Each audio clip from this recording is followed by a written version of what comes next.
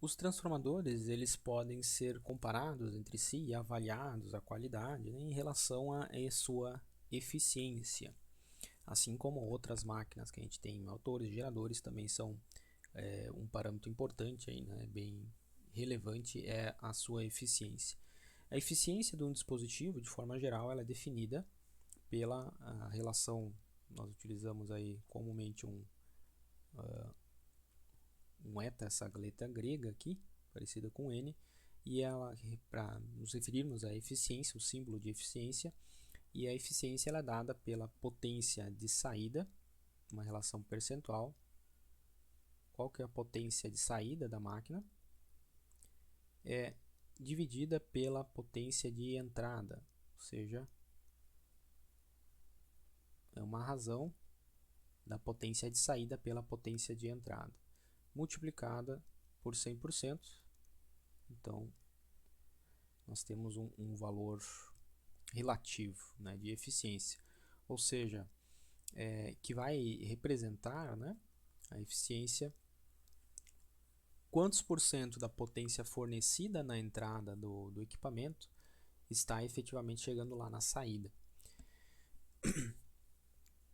E aqui, quando a gente trabalha com eficiência, né, sempre a gente está trabalhando em função da potência ativa, né, do circuito ou do equipamento. Ou seja, potência ativa é aquilo que efetivamente energia, potência de saída ativa é o que efetivamente vai gerar algum trabalho, né? Seja no movimento do motor, seja numa energia térmica dissipada pela resistência, enfim, é potência útil, né? Então a eficiência a gente sempre faz em função da potência ativa, medida em watts, certo? Bem, outra forma de escrever ou representar essa equação, né, é que a potência de entrada, ela é uma parte dela é a própria potência de saída. Então a gente pode escrever que a potência de entrada ela é igual à potência de saída, porém ela é maior que a potência de saída. Por quê? Onde está a diferença? Nas perdas, né? Então tem uma potência, uma parcela da potência que vai ser distribuída aí entre os tipos de perdas que a gente tem. E aqui nas perdas a gente pode falar aí nas perdas no cobre, né? Ou seja, aquelas perdas devido ao efeito Joule nos enrolamentos, quando tem corrente, então essa perda aqui ela é proporcional a I ao quadrado vezes a resistência equivalente. As perdas no núcleo, então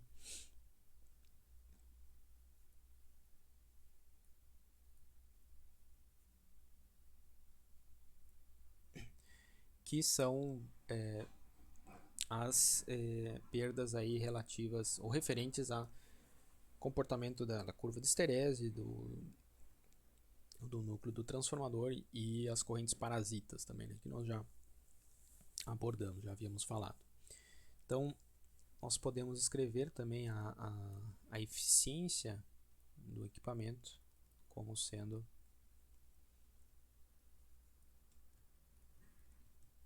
representado aí pela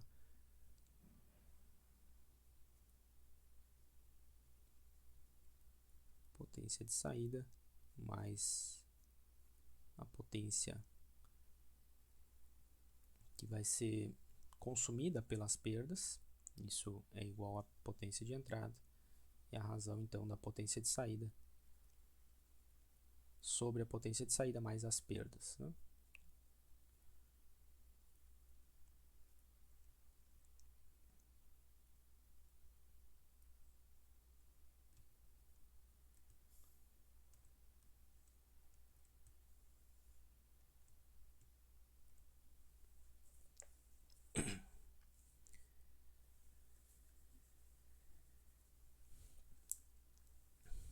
Nós vamos fazer alguns exemplos aí mais para frente, né, para calcular a eficiência utilizando aí os circuitos equivalentes de um transformador. Então, já que a gente tem as perdas no núcleo apresentadas aqui e as perdas no cobre e perdas também, perdas no cobre, né, representadas aqui, nós podemos utilizar o circuito equivalente para calcular ou determinar a eficiência de um transformador real, através dos ensaios lá de curto-circuito e ensaio em vazio. Então, só para elencar aqui, a gente tem os 3 tipos de perdas aí. A gente falou.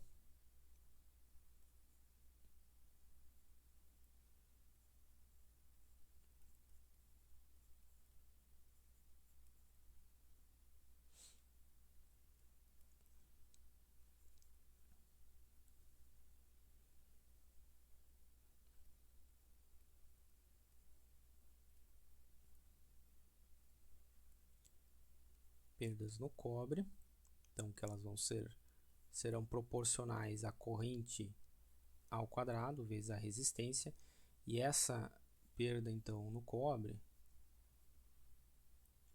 nós vamos modelar pela corrente, dependendo do circuito equivalente que a gente estiver trabalhando, né? Por exemplo, o circuito equivalente referido ao lado primário aqui, então ela seria essa resistência equivalente aqui vezes esta corrente elevada ao quadrado. Então a gente pode escrever, por exemplo, que pode ser representada, né, a resistência equivalente vezes a corrente I2 sobre A elevado ao quadrado. Isso aqui referido para o lado primário do transformador, né?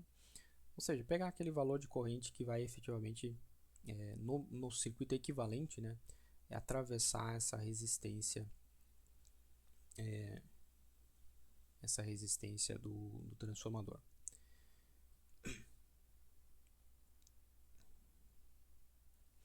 Porém, esse valor da perda no cobre é o que a gente já mede diretamente, né, no ensaio em curto-circuito.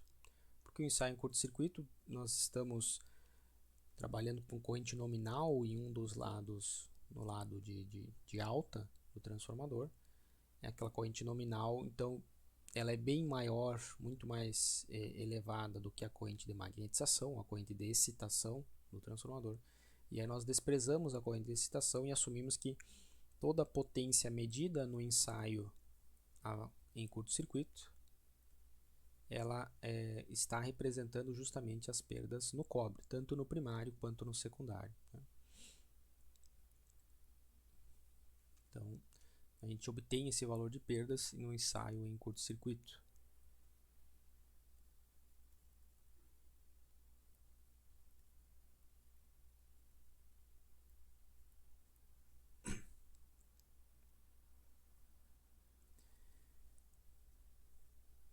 As perdas por esterese que a gente tem aí.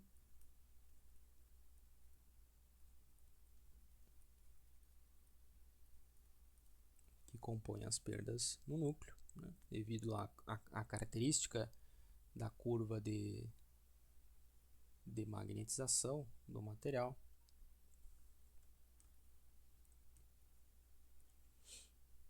E as correntes parasitas.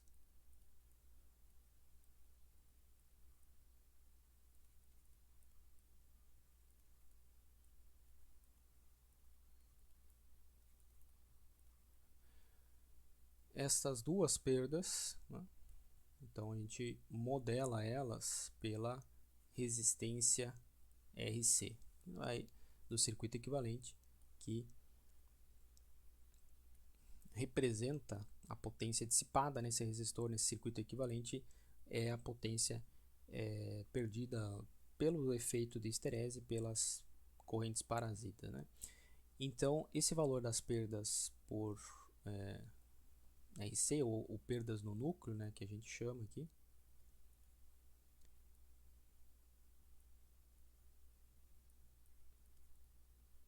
ele é determinado, ele é medido no ensaio a vazio, sem a sem carga no lado de alta, apenas com a fonte tensão nominal conectada no lado de baixa do transformador.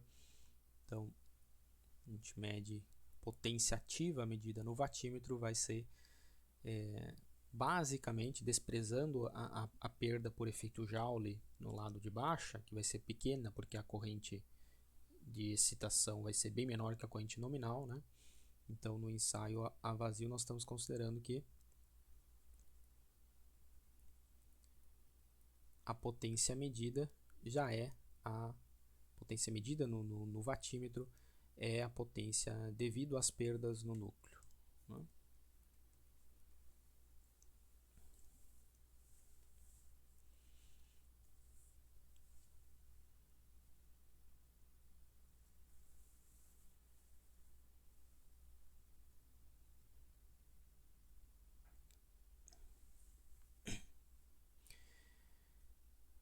E aí, se nós quisermos determinar a eficiência do transformador de forma mais completa com carga, então um transformador com carga,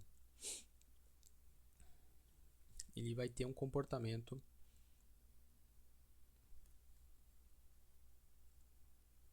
da corrente de carga, né?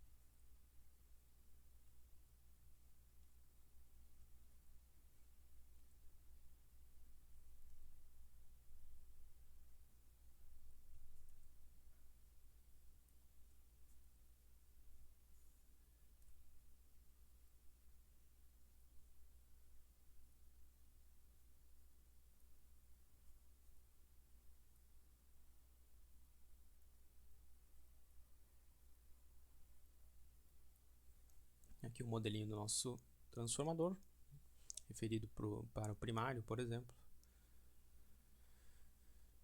E aí, se nós utilizarmos aqui o transformador ideal, né, depois desse elemento, aqui nós temos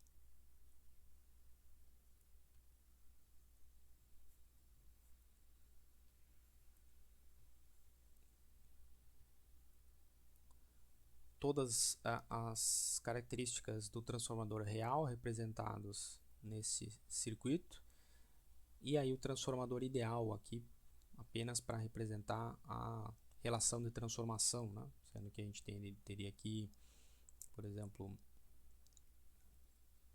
E1 e E2, ou podemos escrever de forma fasores E1 e E2. Esses fasores aqui, E1 sobre E2, é igual à relação de transformação, e dada uma carga equivalente conectada aqui, vou chamar um Z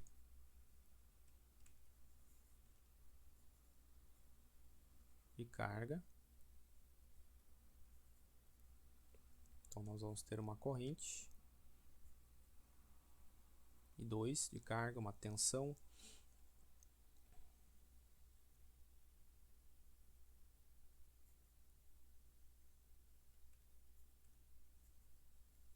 V2 fornecida para essa carga, que pelo transformador ideal, aqui nós fazemos aquela reflexão, ou podemos referir esses valores de tensão para o primário e a corrente por primário. E também a impedância da carga também podemos refletir para o primário, mas vamos usar por enquanto somente as tensões aqui. Então a gente pode dizer que V2 vai ser igual a E2, então ela refletida para o primário, né, vai ser igual a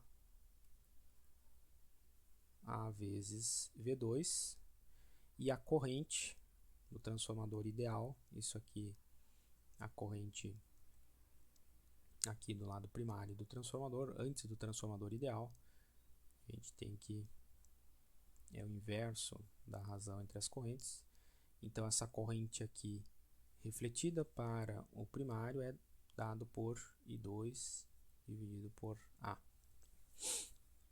Se nós pensarmos que esta carga ela tenha aí um certo fator de potência, né, porque ela é composta por resistências e indutâncias, então essa carga aqui ela tem um cosseno de θ, vou chamar um cosseno de θ2, que é o fator de potência dessa carga.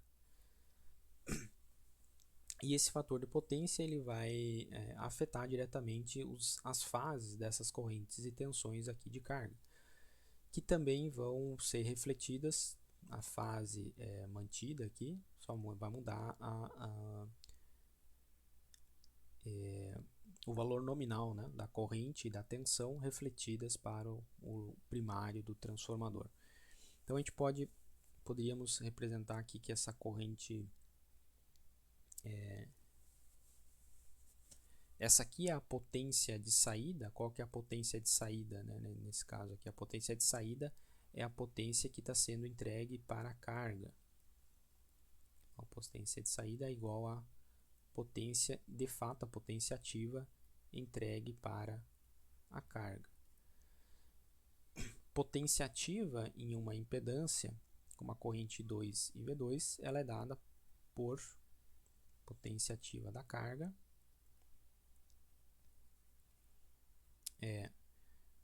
o produto dos valores eficazes de corrente e tensão, então V2 e 2, valores eficazes, vezes o fator de potência dessa carga, portanto, vezes o cosseno de θ2, que aí depende, obviamente, da carga, né? Supomos aí que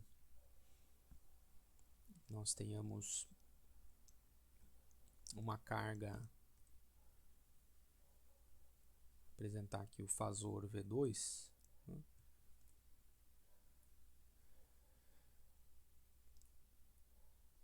Um θ negativo, portanto uma carga indutiva, então aqui um ângulo θ2, e uma corrente, vamos dizer aí,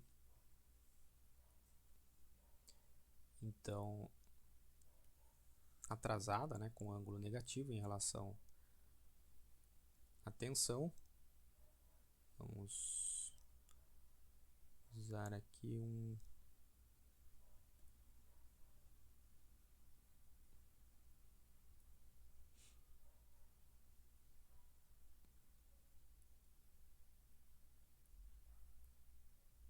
uma corrente I2.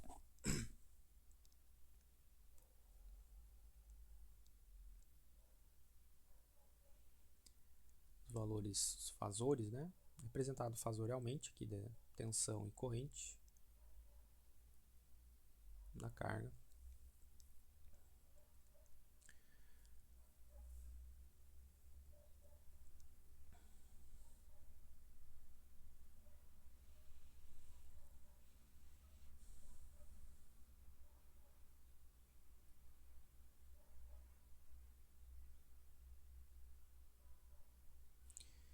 E aí a eficiência, então, deste equipamento, desse transformador com carga presente, a gente pode, então, determinar essa potência de saída e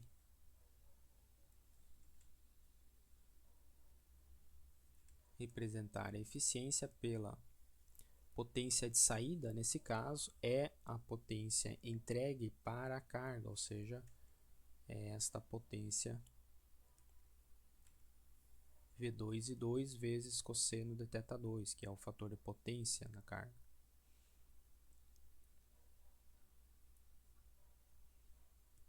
Então aqui a potência de saída é a tensão eficaz entregue à carga, vezes a corrente eficaz entregue à carga, vezes o fator de potência dessa carga, dividido pelas perdas. Aí a gente tem aquelas perdas no cobre,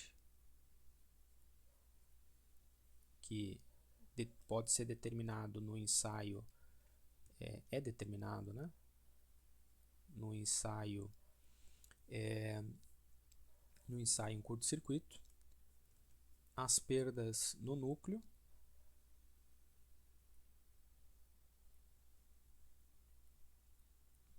que é determinado no ensaio a vazio, mais a potência de saída, né? A gente está escrevendo a potência de entrada como as perdas mais a potência de saída, sendo que a potência de saída, no caso aqui a gente está escrevendo como em função da tensão corrente da carga e do fator de potência dessa carga. Certo? Então, outra forma com carga, né, que a gente tem de determinar a eficiência do transformador com carga, né?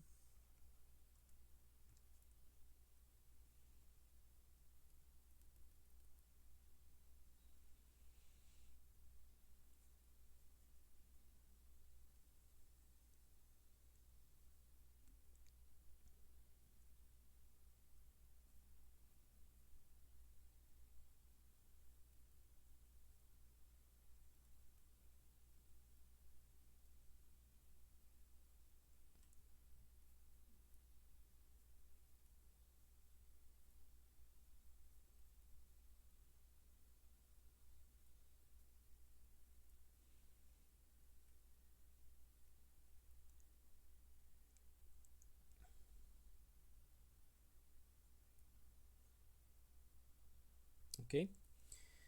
Vamos em seguida aí fazer, na sequência, fazer um exercício aí, um exemplo.